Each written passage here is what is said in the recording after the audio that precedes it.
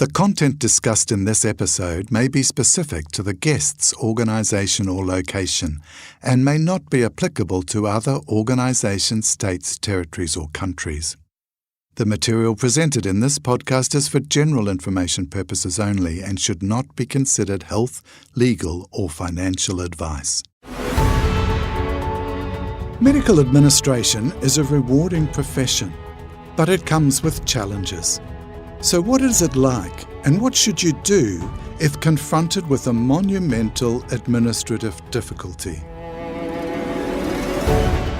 This is the podcast that takes unfortunate scenarios and explores the essentials of clinical governance to find solutions.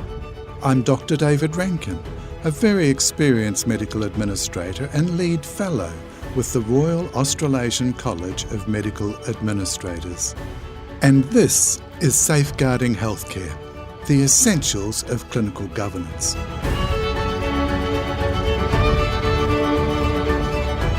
Today, clashing cultures. Culture does eat strategy for breakfast. That's Dr Paul Eleftheriou, Principal at Nous Group and former Chief Medical Officer at Western Health. Paul is a Board Director with MIPS Insurance and Adjunct Professor at Victoria University, and I'm presenting him with a difficult scenario. If you really define clinical governance, it's all about culture and the environment allowing people to flourish.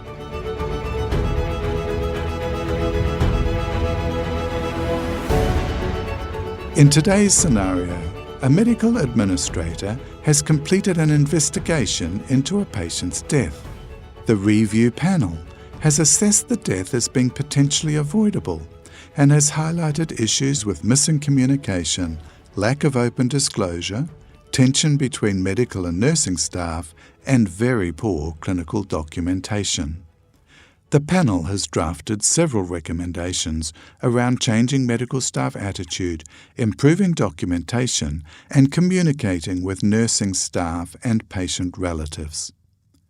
The external expert on the evaluation panel has also spoken to the administrator, expressing concerns that the medical staff involved in the death appear to be rather high-handed and that there appears to be a significant issue with medical staff engagement in quality improvement in your hospital. I started by asking Dr. Paul Eleftheriou what concerns this scenario raises. It sounds like a scenario that we've all lived, and a very common one indeed.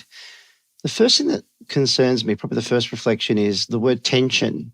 I think most problems get divided up into technical and cultural problems.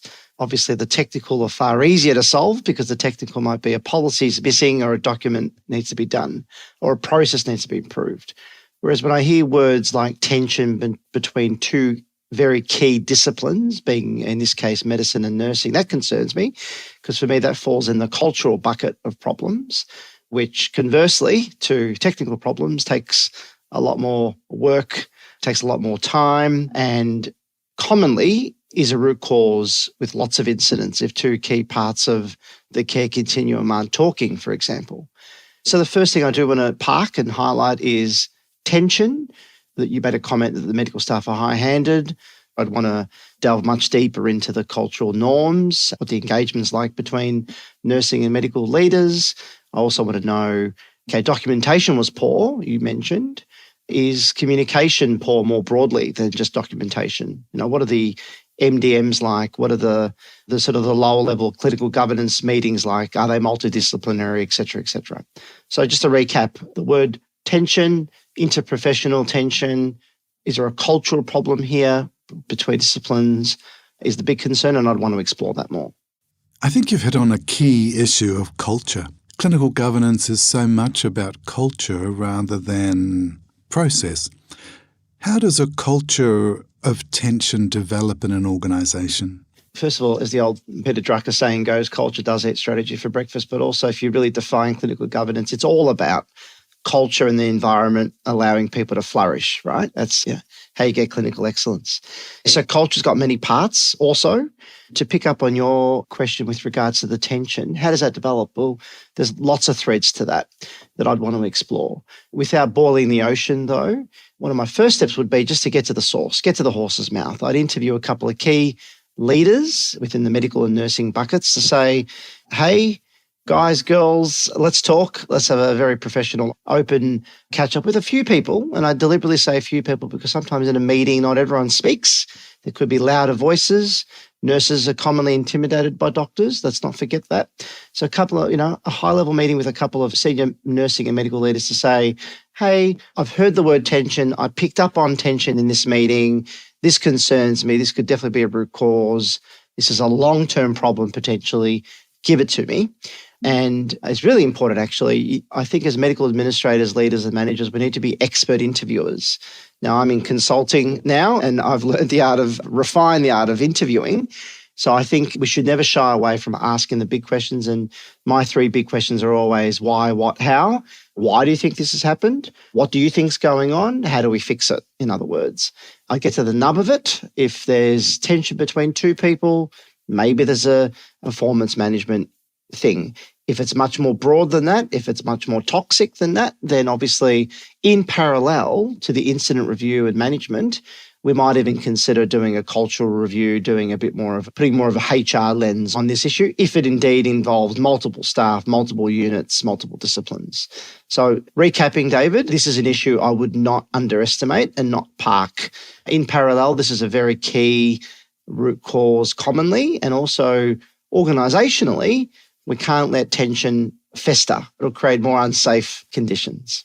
So what are some of the practical, carrots and or sticks that you might consider using in an organisation like this to change the culture? Yeah, and I'll add there a carrot-shaped stick, which always makes me laugh. I think, the carrots, I think this gets down to a bit of psychology. With carrots, I always want to find out what people's motives are. Let's face it, we're humans, we're human beings, creatures, we have innate motives. So actually asking, okay, so I've done the why, what, how's going on. In terms of the how category, I do commonly ask, okay, why are these doctors disengaged? Why are these nurses disengaged? Oh, it's because, there's this new technology that they've been wanting to push the last 12 months and nobody listens to them. Okay, let's give them a hearing. But obviously giving them a hearing doesn't mean they can get away with bad behaviour either. Or the nurses might be saying, we really don't feel engaged when it comes to scope of practice. So find out what it is that's really niggling them. There's always something, David. There's always something. We're human beings. So really the first step is, what's the motive? What's in it for them? People who say, oh, no, it's, organisational values and mission. No, rubbish. Everyone's got something that really niggles them. In addition to, yes, they're good corporate citizens. They love the organisation, of course. Then you can find out, okay, well, what are the carrots given that? So that's important. But then with the sticks, that's also very important. I really so Simon Woods, another colleague of ours, talks a lot about the pyramid of engagement. There's always going to be champions. Some others are just cooperators. Some of them will just go along with the flow. And then there's a tiny little percentage that is talked about in a book called Snakes in Suits. I forget the author, but basically it talks about a very, very small percentage of people who won't change, who are just toxic. Now, we have to also not disregard them. And in my sort of CMO career, I would take those people very seriously because they could actually be that sort of toxic source. We all know 1 or 2 like that. So performance management and that stick is important. Giving everyone the benefit of the doubt, give everyone the chance and natural justice, of course. But if you can tell after good effort, after good collaboration, there's still people who just don't want to play, it just needs to be taken seriously. Of course, there's professional accountability, lots of chances, coffee chats, etc. But I take that seriously. So to recap, find out the motives. There are important carrots from that, and there's definitely sticks. We need to, set out guardrails and boundaries for good behaviour as the leaders.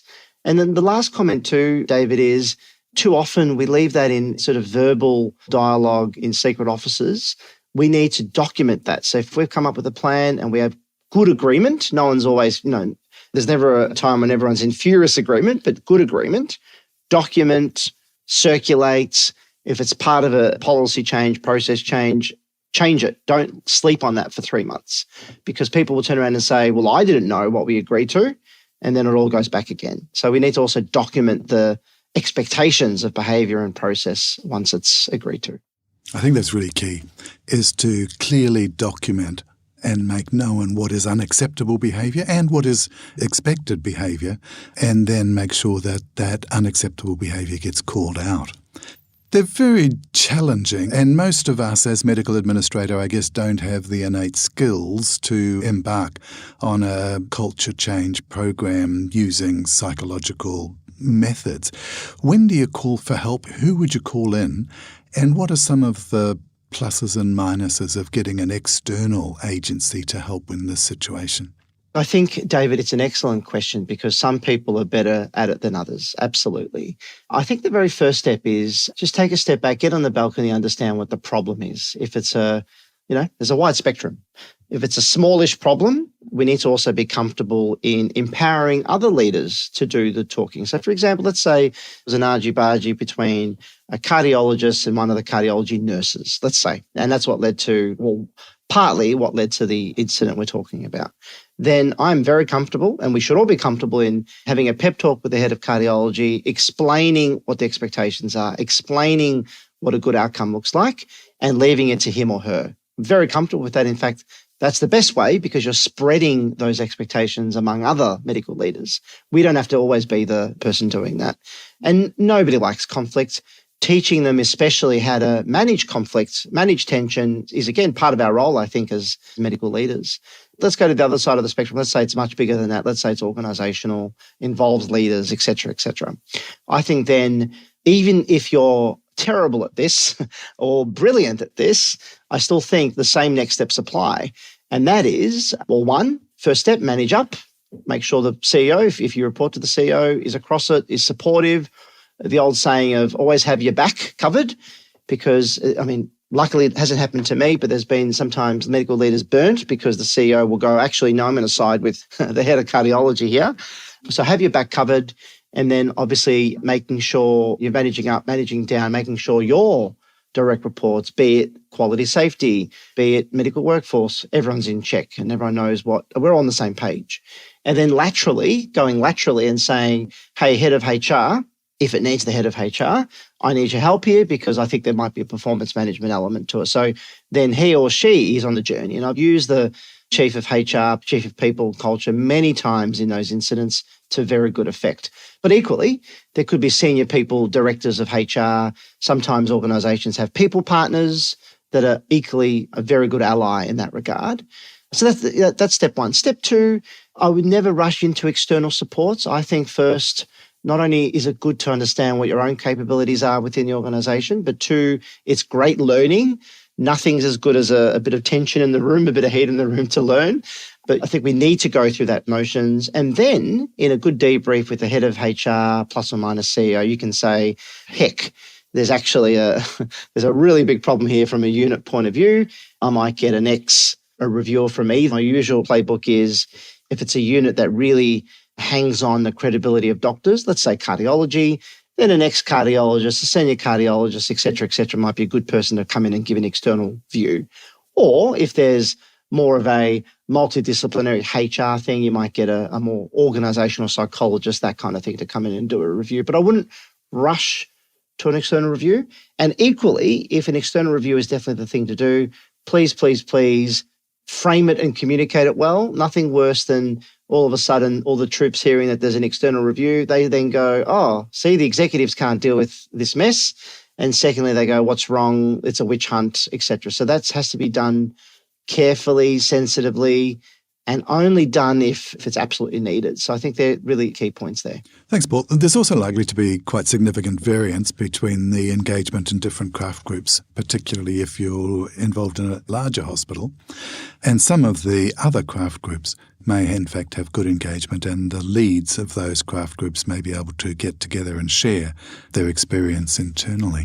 I guess the difference between public and private. Public hospitals, the senior medical staff are employees. Private, they're individual visiting medical officers. Can we explore how your approach might be different in a public organisation to a private?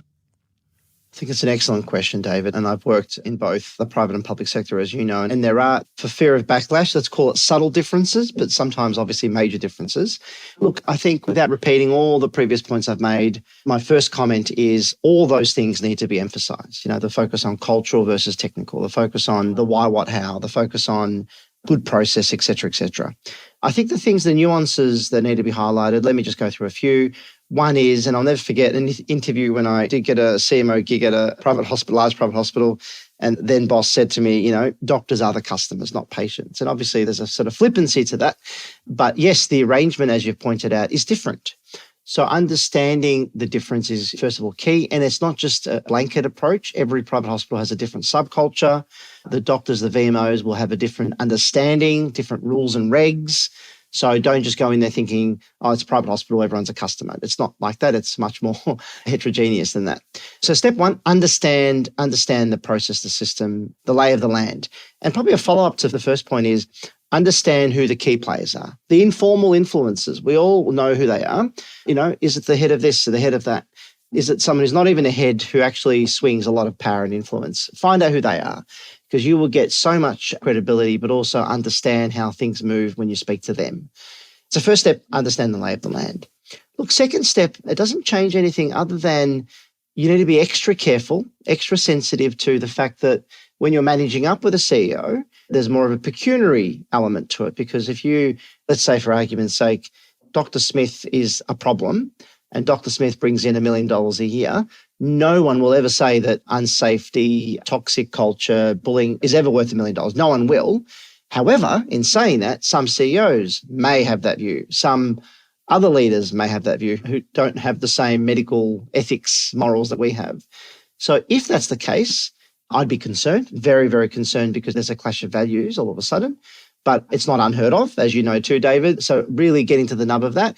And our job is to say, if that's truly the case, and I'd like to think that that's less and less of a problem these days, but if that's the case, you need to then, as a leader, say, I'm very, very concerned. I like to have my views documented. You need to cover yourself medico-legally, of course, and try your best with influence and good communication to come back to it and say, can we please talk again tomorrow? Can we please bring in another person? Please bring in the head of people and culture, who will definitely back the view that money doesn't matter. But that's key, and that's the common clash. And then it goes back to the earlier points. Third comment is the earlier points of, if there's tension, if there's bad process, there's bullying, having those meetings, natural justice, giving people a chance. I find, even in my experience with toxic people, when you say to them, hey, your behavior sucks. No one likes this behavior, Bob or Sally, and it's not good for patients. It's not good for our reputation. I find 9 times out of 10 people go, yeah, you know what? I was being a prick because I've had a bad day. I've had that once. Paul, I'm sorry, I was being a prick because I had a bad day. Okay, no worries. That's fine. Let's work together. So natural justice is key. Now, on that note, in the private space, more than the public space, but subtly more, we need to be careful of defamation, litigation, because people will come with an army of lawyers if we don't do it properly. So again, that's where partnership with HR is really, really important. And probably my final comment, which I've sort of already alluded to, is if you stick to your guns and you say the values here are safety and a good culture and a good workplace, you need to therefore make sure that the CEO and your other key leaders are all on the same page. Because if you're all united, I find it's rare that someone seeps through the cracks these days, but of course it can happen. So really the last comment is, know what your narrative is, know what those values are, the guiding principles, and stick to your guns. But do it sensitively, carefully, think of the sticks and carrots. And I find 9 times out of 10, it works. But 1 time out of 10, back to the Snakes in Suits book, you need to swiftly get rid of people if it's someone who will never change. I think that's a really critical point, is when working with clinicians to point out the impact of their behaviour on patients. It's all very well saying the chief executive doesn't like you doing that. That usually won't change a clinician's behaviour.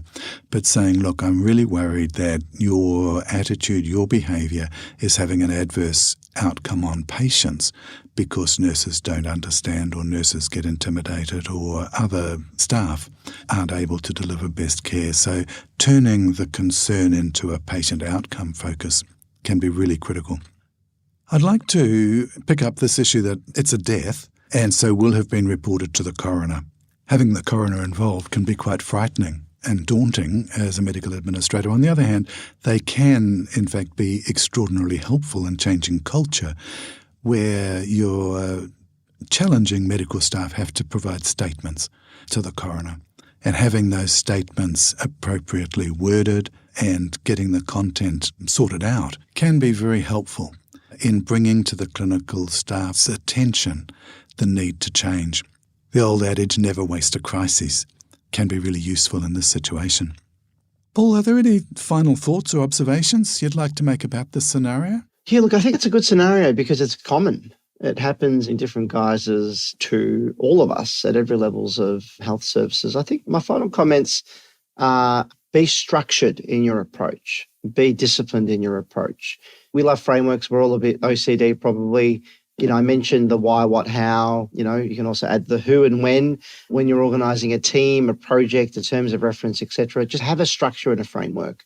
Furthermore, lean on resources out there through Safer Care Victoria, through your own quality safety department. You're never alone. I think the number one theme, David, in all the questions you've asked me is there's people around who can help you, up, down, sideways, outside of the organisation. That's the coalition. Get in quickly and find out who you need to do a bloody good job of improving safety, culture, processes, etc. Secondly, think about when you are thinking about the problem-solving process, it's in three parts and it's akin to the clinical method. First of all, what's the problem? Okay, great. We've done an RCA. We know what the problem is. Don't forget part two, though, and that's diagnosis. A lot of people rush through diagnosis and get into solutions because solutions are sexy and sound good and exciting, but never rush. And I'm saying that as a consultant, never rush to get to the solution. Really don't overdo it, but really understand through good analysis, data analysis, interviews, external support, etc., literature reviews even, what the true problem is. And it's never going to be one problem. It's always multifaceted. And it's, looking at the London Protocol and other such frameworks, don't leave a stone unturned. And then, when you get to solution, break that down as well. Is it cultural? Is it technical? Is it structure? Is it process?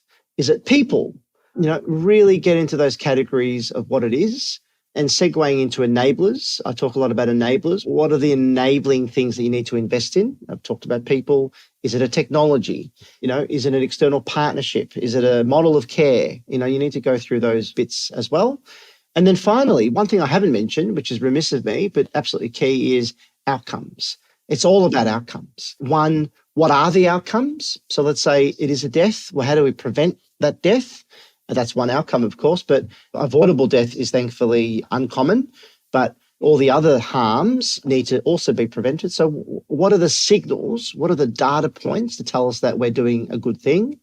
And I'm not suggesting everyone has to go into sort of an outcomes framework and think about program logic, but, quick diversion, program logic, think about the inputs, the activities and the outputs, but then also go to the outcomes. So you want to know 3 months later, 6 months later, has all this body of work actually moved the dial?